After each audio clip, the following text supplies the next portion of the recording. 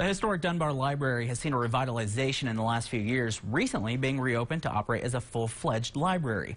I sat down with Murray Johnson, who's the current librarian at Dunbar, to learn more about the history and the lasting effect it has had on San Angelo. The Dunbar Library first opened its doors in 1937, creating a place for African Americans at that time to learn and grow. It was supposedly for everyone, but it was constructed in the black neighborhood, so it turned out to be the black library. San Angelo, much like the rest of the country, was segregated at that time. The Dunbar Library provided an educational space for children that they hadn't had before.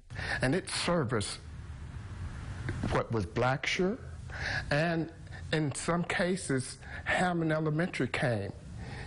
Now, mind you that each school had their own inside library, but this particular library gave more service to the children that needed to do research. And of course, with any good library, there's a great librarian. Everyone knew Miss Levert. She was our librarian. She was the only librarian that was in the Dunbar from the time of its inception up until the time it shut down. That shutdown happened in 1972. In 1980, the building became the home of the North by Northwest Lions up until 2017. Sally Myers and Craig Myers helped bring in the restoration along with Reverend Hawkins.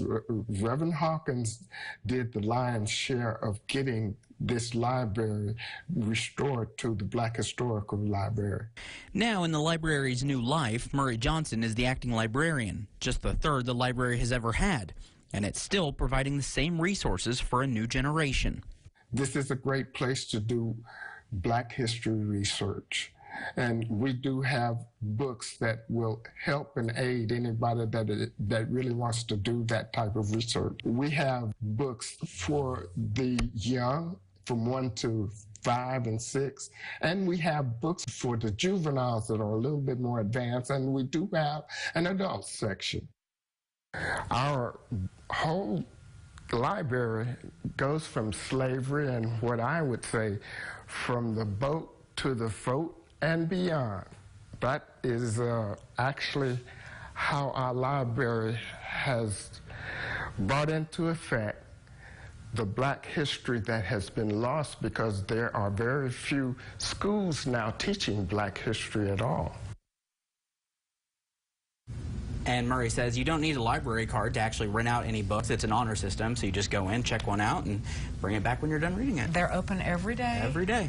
What a wonderful location for research, too, for people who are doing stories about the history of San Angelo, too. And they still have some of the original books from when it was an original library in the 30s, which is really cool. You can't check those out, but you can read through them and look at them. So. Great, thank you very much. All right, you got a busy job tomorrow.